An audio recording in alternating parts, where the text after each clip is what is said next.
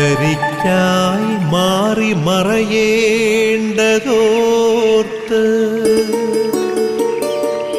ചന്ദ്രനക്ഷത്രാദികൾ വിതുമ്പുമ്പോൾ മാറ്റമില്ലാതെങ്ങും വിരാജിക്കും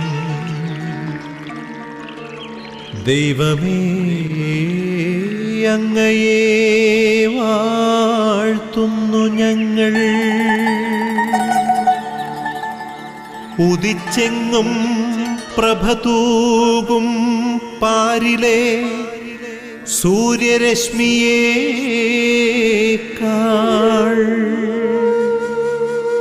പ്രശോഭിച്ചെന്നും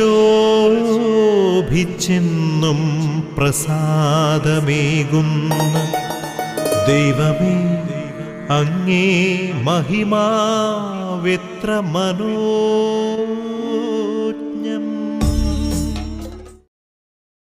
പിതാവിൻ്റെയും പുത്രൻ്റെയും പരിശുദ്ധാത്മാവിൻ്റെയും നാമത്തിൽ ആമേൻ. കർത്താവിന് ഏറെ പ്രിയപ്പെട്ട സഹോദരന്മാരെ, സഹോദരിമാരെ, മക്കളെ, നിങ്ങളായിരിക്കുന്ന നിങ്ങളുടെ ഭവനത്തിലോ സ്ഥലത്തോ നമുക്ക് അല്പം ശാന്തമായി ഇരിക്കാൻ ശ്രമിക്കാം. ശാന്തമാവുക ദൈവമാണെന്നറിയുക. സങ്കീർത്തനം 46:10. ദൈവത്തെ അറിയാൻ നമുക്ക് ശാന്തത ആവശ്യമുണ്ട്. ശാന്തമാവുക ഞാൻ ദൈവമാണെന്നറിയുക. നമുക്കതുകൊണ്ട് നമ്മുടെ മനസ്സിനെ ഒന്ന് ശാന്തമാക്കാം, ഹൃദയത്തെ ശാന്തമാക്കാം. ചിതറിക്കിടക്കുന്ന ചിന്തകളെയൊക്കെ നമുക്ക് സ്വരുമിച്ച് കൂട്ടി അവിടെ ആ മേഖലയിൽ ഒരു ശാന്തത വരുത്താം. കണ്ണുകളടച്ച് കരങ്ങൾ കൂപ്പി നമുക്ക് ഇനി പ്രാർത്ഥനയിലേക്ക് പ്രവേശിക്കാം. സങ്കീർത്തനം 34:8. കർത്താവ് എത്രയോ നല്ലവനാണെന്ന് നിങ്ങൾ തന്നെ അനുഭവിച്ചറിയുവിൻ. കർത്താവ് എത്രയോ നല്ലവനാണെന്ന് നിങ്ങൾ തന്നെ അനുഭവിച്ചറിയുവിൻ. ഓരോ പ്രഭാതവും ഓരോ വിരുന്നല്ലേ.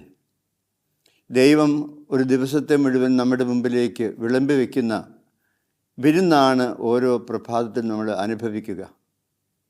അതുകൊണ്ടായിരിക്കും നമ്മൾ ഈ ശുശ്രൂഷയ്ക്ക് പ്രഭാത വിരുന്ന് എന്ന് പേരിട്ടിരിക്കുന്നത്. ദൈവത്തോടടുക്കും തോറും ദൈവം നമ്മുടെ മനസ്സിനും ഹൃദയത്തിനും ബുദ്ധിക്കും ശരീരത്തിനുമെല്ലാം ഒരു വിരുന്നായി ഭവിക്കുകയാണ്. അതുകൊണ്ട് നമുക്ക് എല്ലാം കർത്താവിൻ്റെ കരങ്ങളിൽ ഏൽപ്പിച്ചു കൊടുക്കാം. അപ്പോൾ എത്രയോ നല്ലവനാണ് കർത്താവ് എന്ന് നമ്മൾ തന്നെ അനുഭവിച്ചറിയും. നമുക്ക് പരിശുദ്ധ അമ്മയോട് ചേരാം. അമ്മയാണ് കർത്താവിന് നമുക്ക് നൽകുന്നത്. കർത്താവാകുന്ന വിരുന്നിന് നമുക്ക് വേണ്ടി വിളമ്പുന്ന വീട്ടമ്മയാണ് പരിശുദ്ധ അമ്മ. അമ്മയുടെ കരങ്ങളിലേക്ക് ഈ ശുശ്രൂഷയെ, നമ്മളായിരിക്കുന്ന ഭവനത്തെ, നമ്മുടെ ഇന്നത്തെ എല്ലാ കാര്യങ്ങളെയും സമർപ്പിച്ചുകൊണ്ട് നമുക്ക് പ്രാർത്ഥിക്കാം. നന്മ നിറഞ്ഞ മറിയമേ സ്വസ്തി, കർത്താവ് അങ്ങയോടുകൂടെ സ്ത്രീകളിൽ അങ്ങ് അനുഗ്രഹിക്കപ്പെട്ടവളാകുന്നു. അങ്ങയുടെ ഉദരഫലമായ ഈശോ അനുഗ്രഹിക്കപ്പെട്ടവനാകുന്നു.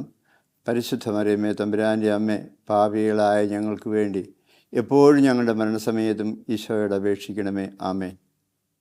ഒരു നല്ല നിയോഗം നമുക്ക് ഇന്ന് കർത്താവിന് തിരുമുമ്പിൽ സമർപ്പിക്കാം.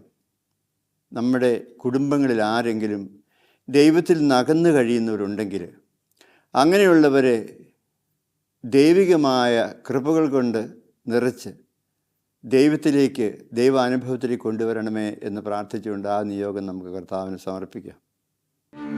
തൂമഞ്ഞിൽ വിടരും പുഷ്പസുഗന്ധമെത്രയോ ഹൃദ്യം, പരിമളത്തിനുറവയാം നറുസൗരഭ്യമാകട്ടെ ഞങ്ങളുമീ മണ്ണിൽ.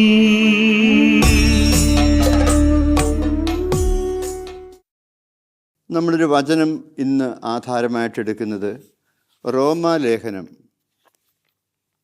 6-ാമത്തെ അധ്യായം 16 മുതലുള്ള വചനങ്ങളാണ്.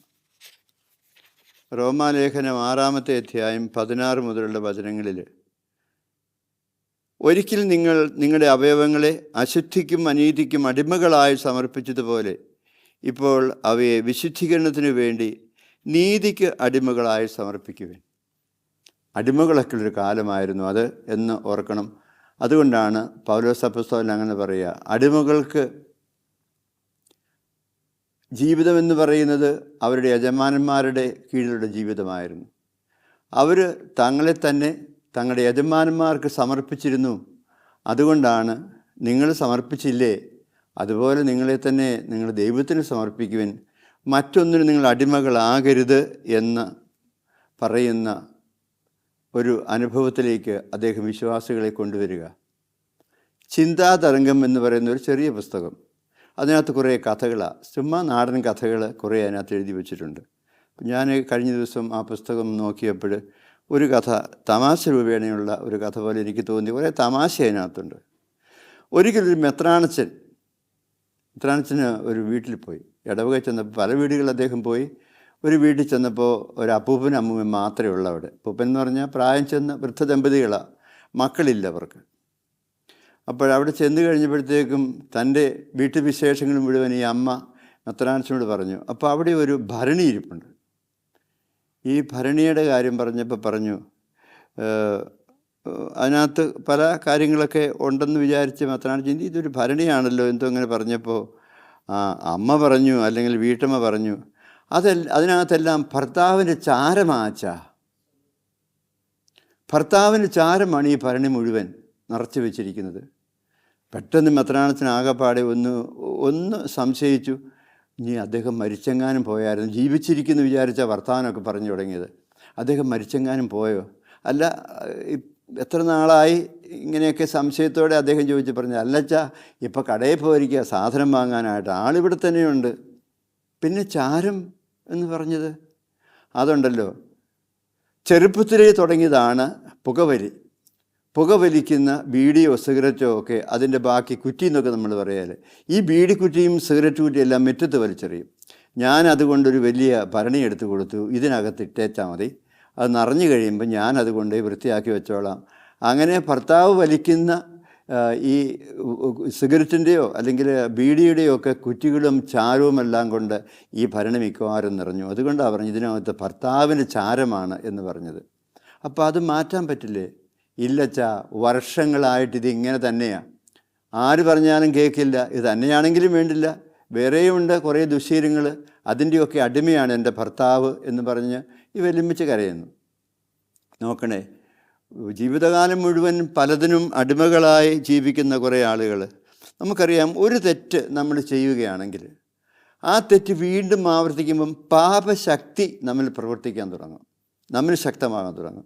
ഇപ്പോൾ ഒരാൾ വെറുപ്പിൻ്റെ ഒരു കാര്യം ആവർത്തിച്ച് ചെയ്യുകയാണെന്ന് വിചാരിച്ചു, കുറ്റം പറയുകയോ അല്ലെങ്കിൽ അതുപോലെ ചീത്ത പറയുകയൊക്കെ ചെയ്തുകൊണ്ടിരുന്ന ഓരോ തവണയും ആ വെറുപ്പിൻ്റെ പ്രവൃത്തി ആവർത്തിക്കുമ്പോൾ വെറുക്കാനുള്ള പ്രവണതയും വെറുക്കാനുള്ള ശക്തിയും അയാളിൽ കൂടിക്കൊണ്ടിരിക്കും. അതൊരു അടിമത്തത്തിലേക്ക് അയാളെ നയിക്കും. അപ്പം അങ്ങനെയുള്ള ഒരുപാട് അടിമത്തങ്ങൾ എല്ലാവർക്കും ഉണ്ട്. ഏതെങ്കിലും ഒരെണ്ണം കാണുന്ന അവർ 7 തലപ്പെട്ട ദോഷങ്ങൾ ഒന്നെങ്കിലും ഇല്ലാത്ത ആളുകളില്ല എന്ന് തലപ്പെട്ട ദോഷങ്ങളെക്കുറിച്ച് പറയാറുണ്ട്. അപ്പോൾ ആരിലെങ്കിലും എന്തെങ്കിലുമൊക്കെ ഒരു തിന്മയുണ്ടാകാൻ അല്ലെങ്കിൽ ഒരു തിന്മയുടെ അടിമത്തം ഉണ്ടാകാൻ സാധ്യതയുണ്ട് എന്ന് നമ്മൾ മനസ്സിലാക്കുക. അഡിക്റ്റായി മാറുന്ന കുറേ ആളുകൾ. കഴിഞ്ഞ ദിവസം ഒരു 9ാം ക്ലാസ്സുകാരൻ എൻ്റെ അടുത്ത് മാതാപിതാക്കൾ കൊണ്ടുവന്നപ്പം അവനോട് ഞാൻ ആദ്യം മാതാപിതാക്കളോട് സംസാരിക്കുമ്പം പിള്ളേർ വിചാരിക്കും അപ്പനും അമ്മയും കൂടി എൻ്റെ കുറ്റമല്ല അച്ഛനോട് പറഞ്ഞു കേൾപ്പിച്ചു, അതുകൊണ്ടാണ് അല്ല. ഞാൻ അവനെ ആദ്യം പിടിച്ചിട്ട് നിൻ്റെ വിശേഷമൊക്കെ പറയടാ എന്നും പറഞ്ഞ് ചോദിച്ചപ്പോൾ അവൻ പറഞ്ഞു, എനിക്ക് ഒരു കുഴപ്പമുള്ളച്ചാ, ഞാൻ നന്നായിട്ട് പഠിക്കുന്നിടത്ത്, പക്ഷേ ഞാൻ ഫോണിൻ്റെ അഡിക്റ്റാണ്. ആ വാക്ക് അവൻ ഉപയോഗിച്ചു, ഞാൻ ഫോണിൻ്റെ അഡിക്റ്റാണ്. അതിങ്ങനെ പറഞ്ഞ് കേട്ടായിരിക്കണം അവൻ ഈ 9ാം ക്ലാസ്സുകാരനെ ഈ ഫോണിൻ്റെ അഡിക്റ്റാണ് എന്ന്. അങ്ങനെ ഫോൺ കാണുന്ന കാര്യമൊക്കെ മൊബൈൽ ഉപയോഗിക്കുന്ന കാര്യമൊക്കെ എന്നോട് പറഞ്ഞു. അപ്പോൾ ചെറുപ്പം മുതലേ ഇങ്ങനെയുള്ള അഡിക്ഷനുള്ള ഒരുപാട് ആളുകളെ നമ്മൾ കാണും. കാഞ്ചനക്കൂട്ടിലാണെങ്കിലും ബന്ധനം തന്നെ പാരിൽ എന്ന് ഉള്ളൂർ എഴുതിയത് അതുകൊണ്ടാണ്. ഓരോ കിളിയെ പിടിച്ച് സ്വർണ്ണക്കൂട്ടിലിട്ടിരിക്കുക, പക്ഷെ അതിന് പറക്കാൻ പറ്റില്ല. കാഞ്ചനക്കൂട്ടിലാണെങ്കിലും ബന്ധനം തന്നെ പാരിൽ എന്ന് പറയുന്ന ആ കവിതാശകലം. അപ്പോൾ ഇതിനെക്കുറിച്ച് ഫ്രാൻസിസ് സാൽസ് പുണ്യവാൻ പറയും, ഒരു പക്ഷിയെ ഒരു നൂലുകൊണ്ട് കെട്ടിയിട്ടാലും ഒരു കയറുകൊണ്ട് കെട്ടിയിട്ടാലും പക്ഷി പറക്കില്ല. ആ പക്ഷിക്ക് പറക്കാനാവില്ല, ബന്ധനത്തിലാണത്. അങ്ങനെയുള്ള ചില ബന്ധനങ്ങൾ കിടക്കുന്ന ഒരുപാട് ആളുകളുണ്ട്. നമുക്കും ഏതെങ്കിലുമൊക്കെ ഒരു ബന്ധനമുണ്ടാകും. അതുകൊണ്ട് നമ്മളിങ്ങനെ ഒരു വിഷയത്തെക്കുറിച്ച് ചിന്തിക്കുമ്പോൾ നിങ്ങൾ നിങ്ങളുടെ സ്വഭാവത്തിലേക്കൊന്ന് ഊളിയിട്ട് ഇറങ്ങിച്ചെല്ലണം. എവിടെയെങ്കിലും എന്തെങ്കിലും തരത്തിലുള്ള ബന്ധനങ്ങൾ എൻ്റെ ജീവിതത്തിലുണ്ടോ എന്ന്. നമ്മൾ കുമ്പസാരിക്കാൻ പോകുമ്പോൾ ആവർത്തിച്ച് പറയുന്ന, വെളിപ്പെടുത്തുന്ന, കുമ്പസാരിക്കുന്ന പാപം നോക്കിയാൽ മതി. ഒരു പക്ഷേ അത് നമുക്കൊരു ബന്ധനമായിരിക്കും. അതിൻ്റെ പിറകിൽ നമുക്കൊരു ബന്ധനമുള്ളത് കൊണ്ടാണ് നമ്മൾ ഈ കുമ്പസാരത്തിൽ ഈ പാപം തന്നെ ആവർത്തിക്കുക. അതുകൊണ്ട് പ്രിയപ്പെട്ടവരെ, നമുക്ക് കണ്ടുപിടിക്കാൻ വളരെ എളുപ്പമാണ്. നമുക്ക് ഏതെങ്കിലും ബന്ധനമുണ്ടോ എന്ന് നോക്കുമ്പോൾ ഈ ബന്ധനങ്ങളാണ് ശരിക്കും പറയുന്നത് നമ്മുടെ സ്വഭാവത്തെ ദുഷിപ്പിക്കുക എന്ന് നമ്മൾ അറിയുന്നു. പിന്നെ നമ്മളൊരു തെറ്റുകൂടി ചെയ്യും. ഏതെങ്കിലും ഒരു തെറ്റോ ഒരു കുറ്റമോ നമുക്കുണ്ട്, നമ്മളതിനെ പലതരത്തിൽ ഇല്ലാതാക്കാൻ നമ്മൾ ശ്രമിക്കും. എനിക്കൊരു കുഴപ്പമില്ല, എനിക്കൊരു തെറ്റുമില്ല എന്ന് പറയുന്ന ആളുകളെ നമ്മൾ ധാരാളം കണ്ടിട്ടുണ്ട്. ഞാനിപ്പോൾ എന്നാ തെറ്റാ ചെയ്യുക, അത് തെറ്റാണോ, അത് ശരിയാണോ എന്നുള്ള കാര്യത്തിൽ വിവേചനമില്ലാത്ത ധാരാളം ആളുകൾ നമ്മൾ കാണുന്നുണ്ട്. അപ്പോൾ അങ്ങനെ വന്ന് കഴിയുമ്പോൾ ഉണ്ടല്ലോ, നമ്മൾ വേനൽക്കാലത്ത് നാരങ്ങാ വെള്ളമൊക്കെ ഉണ്ടാക്കുമ്പോൾ അതിനകത്ത് ഇച്ചിരി, അല്ലെങ്കിൽ തണുത്ത വെള്ളം അല്ല, സാധാരണ വെള്ളമാണെങ്കിൽ അതിനകത്ത് 4 ഐസ് കട്ടകൾ ഇട്ടിട്ട് ആ വെള്ളത്തിൻ്റെ ചൂട് കുറച്ച് അതിനെ ഐസ് വെള്ളമാക്കാറില്ലേ? അപ്പോൾ അത് തണുപ്പുള്ളതായിത്തീരും. ഇതുപോലെ തന്നെ കുറേ ഐസുകൾ നമ്മൾ നമ്മുടെ ജീവിതത്തിൽ ഇടാറുണ്ട്. നമ്മുടെ ജീവിതത്തിലാണ്. ഒന്നാമത് മോറൽ ഐസ് എന്ന് പറയും.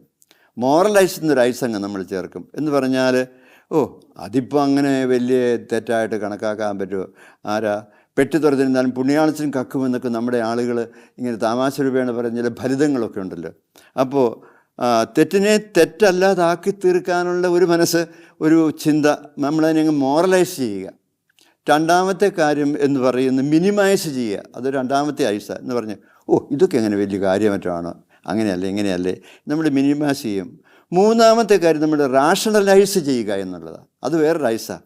എന്ന് പറഞ്ഞാൽ നമ്മളങ്ങനെ ചെയ്യാനുള്ള കാരണങ്ങൾ നമ്മൾ കണ്ടുപിടിച്ചു, പിന്നെ തെറ്റല്ല എന്ന് വരുന്നു, അല്ലെങ്കിൽ ഒരു പാപകരമായ പ്രവൃത്തിയല്ല എന്ന് വരുന്നു. അതുകൊണ്ട് നമ്മളിങ്ങനെ ഏതെങ്കിലും തരത്തിൽ ഐസുകൾ ചേർത്ത് നമ്മുടെ കുറ്റങ്ങളെ, കുറവുകളെയൊക്കെ നീതീകരിച്ച് വെച്ചാൽ അതൊരു പാപശക്തിയായി നമ്മൾ കിടക്കും എന്നുള്ളത് കൊണ്ടാണ് നമുക്കൊക്കെ മാനസാന്തരപ്പെടാൻ വിഷമം. അതുകൊണ്ട് മാനസാന്തരപ്പെടണമെങ്കിൽ നമ്മൾ നമ്മുടെ തെറ്റുകളായിട്ട് കാണുകയും ചെറുതോ വലുതോ അല്ലെങ്കിൽ അങ്ങനെയുള്ള വിവേചന കൂടാതെ തന്നെ തെറ്റിനെ തെറ്റായിട്ട് കണ്ടേ മതിയാവൂ എന്ന് നമ്മൾ ഓർക്കുകയാണ്. വിശുദ്ധ പത്രോസ് അപ്പസ്തോലന് രണ്ടാമത്തെ ലേഖനം 20-22 വാക്യങ്ങളിൽ പറയുന്നൊരു കാര്യമുണ്ട്. മോചനം നേടിയിട്ട് വീണ്ടും അതിലേക്ക് പോകുന്നവൻ ഒരിക്കലും അതിൽ നിന്ന് മാറുകയില്ല. അതിനകത്ത് ഉദാഹരണം പറഞ്ഞിരിക്കുന്നത് 2 മൃഗങ്ങളുടെ കാര്യമാണ്. പട്ടി അല്ലെങ്കിൽ നായ ഛർദ്ദിച്ചതിലേക്ക് വീണ്ടും മടങ്ങുന്നു, പന്നി ചെളിയിലേക്ക് വീണ്ടും തിരിച്ചു പോകുന്നു, ഒരിക്കലും മാറുന്നില്ല. അപ്പം നമുക്ക് അങ്ങനെ നമ്മുടെ ജീവിതങ്ങളിൽ ഇങ്ങനെയുള്ള കുറേ കാര്യങ്ങളിലേക്ക് ഇറങ്ങിച്ചെല്ലണം. എന്ന് പറഞ്ഞാൽ ശാന്തമായിട്ട് നമ്മളെ തന്നെ പഠിക്കണം. മറ്റുള്ളവരുടെ കുറ്റം കണ്ടെത്താനാണ് നമ്മുടെ വ്യഗ്രത. നമ്മുടെ കുറ്റം കണ്ടെത്താൻ നമുക്ക് പലപ്പോഴും വ്യഗ്രത ഇല്ലല്ലോ. അപ്പോൾ ഈ മോചനത്തിന് സുവിശേഷമാണ് നമുക്ക് കർത്താവ് നൽകുക. അവൻ്റെ പേരിൻ്റെ അർത്ഥം പോലും അതാ. അവന് യേശു എന്ന് പേര് നൽകണം. അവൻ തൻ്റെ ജനത്തെ അവരുടെ പാപങ്ങളിൽ നിന്നും, പാപശക്തികളിൽ നിന്നും, ദുശ്ശീലങ്ങളിൽ നിന്നും, ദുഷ്തടക്കങ്ങളിൽ നിന്നും എല്ലാം മോചിക്കും. ഈ മോചനത്തിൻ്റെ ശക്തിവിശേഷം എവിടെ കിടക്കുന്നറിയാമോ? അത് വിശുദ്ധ കുർബാനയിലാണ്. ഇതാ നിങ്ങളുടെ മോചനത്തിനായി മുറിക്കപ്പെട്ട ശരീരം, ഇതാ നിങ്ങളുടെ മോചനത്തിനായി ചിന്തപ്പെട്ട രക്തം. നമ്മളെ നമ്മുടെ പാപത്തിൽ നിന്നും, നമ്മളിലുള്ള പാപവാസനകളിൽ നിന്നും, പാപശക്തികളിൽ നമ്മളെ വിമോചിപ്പിച്ച് നമ്മളെ സ്വതന്ത്രരാക്കാൻ വേണ്ടിയിട്ടാണ് കർത്താവ് വിശുദ്ധ കുർബാനയായി രൂപാന്തരപ്പെട്ടത്. എന്നും വിശുദ്ധ കുർബാനയായിട്ട് അർപ്പിക്കപ്പെടുക, ബലിയായിട്ട് അർപ്പിക്കപ്പെടുക, കൂദാശയായി എഴുന്നള്ളി നമ്മുടെ ഉള്ളിലേക്ക് വരിക. അപ്പോൾ വിശുദ്ധ കുർബാന യോഗ്യതയോടെ സ്വീകരിക്കുക എന്നുള്ളതാണ് പലതരം പാപത്തഴക്കങ്ങളിൽ നിന്ന് മോചനം നേടാനുള്ള ഏകമാർഗം. പ്രായശ്ചിത്വവും അതുപോലുള്ള കാര്യങ്ങളൊക്കെ നമുക്ക് അതിൻ്റെ പിന്നാലെ വരുന്നതാണ്.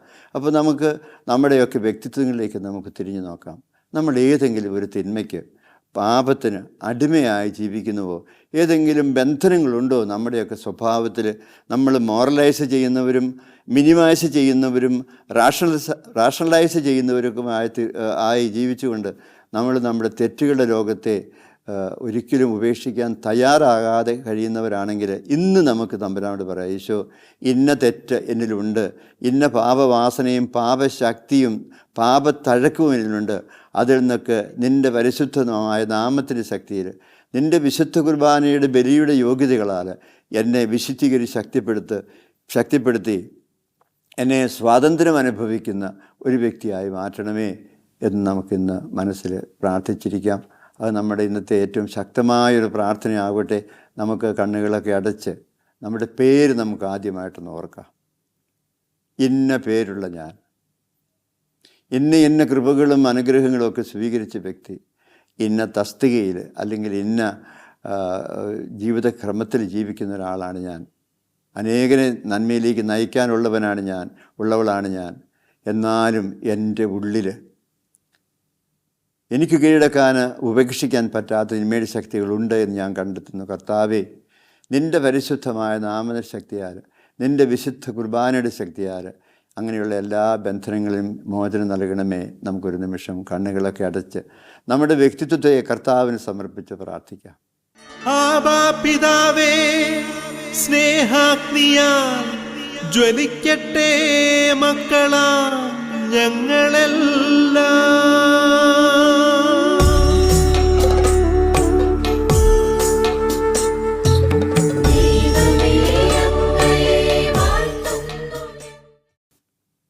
നമുക്ക് പരിശുദ്ധ ത്രിത്വത്തിൻ്റെ കൃപയ്ക്ക് വേണ്ടി അപേക്ഷിക്കാം. തൻ്റെ മക്കളെല്ലാവരും സ്വർഗസ്ഥനായ പിതാവിനെപ്പോലെ പരിപൂർണനാകണം എന്ന് ആഗ്രഹിക്കുന്ന പിതാവിൻ്റെ ആ സ്നേഹം നമ്മളിൽ നിറയാൻ നമുക്ക് പ്രാർത്ഥിച്ചിരിക്കാം. തൻ്റെ ശരീരവും രക്തവും കുരിശിൽ ബലിയായിട്ട് അർപ്പിച്ച് നമ്മുടെ പാപങ്ങളിൽ നമ്മളെ മോചിക്കുന്ന കർത്താവായ ഈശോമിശിഹായെ നമുക്ക് മനസ്സിൽ ധ്യാനിച്ച് പ്രാർത്ഥിക്കാം. കർത്താവ് ആത്മാവാകുന്നു, കർത്താവിൻ്റെ ആത്മാവിലെടുത്ത് സ്വാതന്ത്ര്യമുണ്ട് എന്ന് നമ്മളെ പഠിപ്പിക്കുന്ന പരിശുദ്ധാത്മാവിൻ്റെ നിറവ് നമ്മിൽ സ്വീകരിച്ചുകൊണ്ട് നമ്മുടെ എല്ലാ പാപബന്ധനങ്ങളിൽ നിന്നും പാപശക്തികളിൽ നിന്നും നമുക്ക് മോചനം നേടാനായിട്ട് പ്രാർത്ഥിക്കാം. നല്ല ദൈവമേ, ഞങ്ങൾ ആഗ്രഹിക്കുന്ന മോചനം ഞങ്ങളുടെ വ്യക്തിത്വങ്ങൾക്ക് നൽകി ഞങ്ങളെ നിൻ്റെ കൃപയിൽ വളർത്താൻ ഇടയാക്കണമെന്ന് ഞങ്ങൾ ഒന്നുചേർന്ന് പ്രാർത്ഥിക്കുന്നു. പ്രാർത്ഥന കേൾക്കുന്നതിനെ ഓർത്ത് ഈശോയെ നന്ദി, ഈശോയെ സ്തുതി, ഈശോയെ സ്തോത്രം. ആമേൻ. നമുക്ക് നമ്മുടെ എല്ലാ പ്രാർത്ഥനകളെയും പരിശുദ്ധ അമ്മയുടെയും സകല വിശുദ്ധരുടെയും മാധ്യസ്ഥതയിലൂടെ കർത്താവിന് സമർപ്പിക്കാം. അമ്മേ മാതാവേ, ഈ മക്കൾക്ക് വേണ്ടി പ്രത്യേകം പ്രാർത്ഥിക്കണമേ. പ്രത്യേകിച്ച് ഞങ്ങളുടെ കുടുംബങ്ങളിലും ഞങ്ങളുടെ ബന്ധങ്ങളിലും ഞങ്ങളുടെ പരിചയത്തിലും ഉള്ള എല്ലാ സഹോദരങ്ങളെയും, ഏതെങ്കിലും തിന്മയ്ക്ക് വിധേയപ്പെട്ട് കഴിയുന്നവരെ, ദുശ്ശീലങ്ങൾക്ക് അടിമപ്പെട്ട് കഴിയുന്നവരെല്ലാം അമ്മേ നിനക്ക് സമർപ്പിക്കുന്നു. ഞങ്ങളെയും സമർപ്പിക്കുന്നു. ഈ വിമോചനത്തിൻ്റെ ശക്തിവിശേഷം ഞങ്ങൾ നിറയാനായിട്ട് അമ്മയെ പ്രാർത്ഥിക്കണമേ. സകല വിശുദ്ധരെ, ഞങ്ങളുടെ പേരിന് കാരണഭൂതനായ വിശുദ്ധനെ, ഞങ്ങളുടെ ഇടവകയുടെ മധ്യസ്ഥനായ വിശുദ്ധനെ ഞങ്ങൾക്ക് വേണ്ടി പ്രത്യേകം, ഞങ്ങൾക്കും ഞങ്ങളുടെ എല്ലാ കുടുംബങ്ങൾക്കും എല്ലാ സഹോദരങ്ങൾക്കും വേണ്ടി പ്രാർത്ഥിക്കണമേ. സകല മാലാഖമാരെ ദൈവസന്നിധിയിൽ നിഷ്കളങ്കരായി ജീവിക്കാൻ വേണ്ട കൃപ ഞങ്ങൾക്ക് ലഭിക്കാനായിട്ട് പ്രാർത്ഥിക്കണമേ. നമുക്ക് എല്ലാവർക്കും വേണ്ടി പ്രാർത്ഥിക്കാം. നമ്മുടെ പ്രാർത്ഥനാ സഹായം ആഗ്രഹിക്കുന്നവരെ, അഭ്യർത്ഥിച്ചിട്ടുള്ളവരെ എല്ലാം നമുക്ക് തമ്പുരാൻ തിരുമുമ്പിൽ ഓർക്കാം. അവരുടെ എല്ലാ നിയോഗങ്ങളെയും ഇന്ന് പ്രത്യേകമായി കർത്താവെ ഞങ്ങൾ അങ്ങേക്ക് സമർപ്പിക്കുന്നു. നിൻ്റെ കൃപയാൽ അവരെ എല്ലാവരെയും നിറയ്ക്കണമേ. പ്രത്യേകിച്ച് ഡിവൈൻ റിട്രീറ്റ് സെൻറ്ററിനെയും ഗുഡ്നസ് ടിവിയുടെ എല്ലാ പ്രവർത്തനങ്ങളെയും ഞങ്ങൾ അങ്ങേക്ക് സമർപ്പിക്കുന്നു. ഇതിലൂടെ അനേകം ആളുകൾ ദൈവ കൃപയിലേക്ക് വരാൻ ഇടയാക്കണമെന്ന് ഞങ്ങൾ പ്രത്യേകമായിട്ട് അപേക്ഷിക്കുന്നു. ഞങ്ങളുടെ മരിയ കൂടാരങ്ങളിലുള്ള എല്ലാ സഹോദരങ്ങളെയും പ്രാർത്ഥിക്കുന്നവരെയും ജപമാല ചൊല്ലി പ്രാർത്ഥിക്കാനായിട്ട് ഞങ്ങൾ ആഗ്രഹിക്കുന്നു. അത് അങ്ങേക്ക് സമർപ്പിക്കുന്നു. പ്രിയ സഹോദരങ്ങളെ, നമുക്ക് തമ്പുരാൻ്റെ അനുഗ്രഹവും ആശീർവാദവും സ്വീകരിക്കാനായിട്ട് ഒരുങ്ങാം. നമ്മുടെ മനസ്സുകളെ നമുക്ക് വീണ്ടും ഏകാഗ്രമാക്കാം.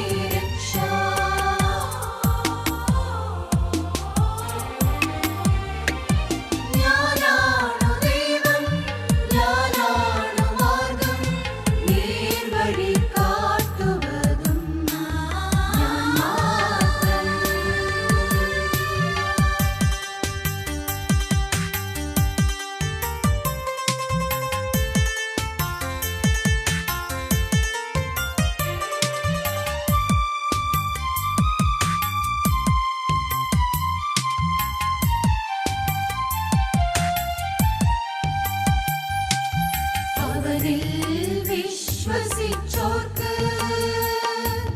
ജീവനുണ്ടായി സമൃദ്ധമാകാം.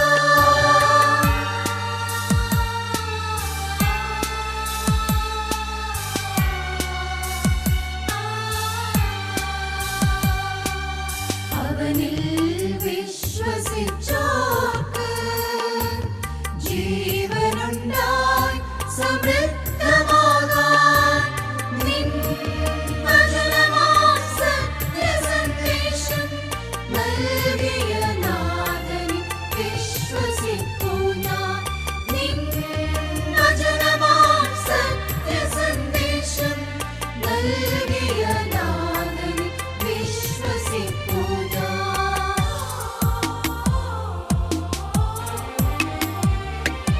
ഞാനാണു ദൈവം, ഞാനാണു മാർഗ്ഗം, നേർവഴി കാട്ടുവതും ഞാൻ മാത്രം. ഞാനാണു ദൈവം, ഞാനാണു മാർഗ്ഗം, നേർവഴി കാട്ടുവതും ഞാൻ മാത്രം.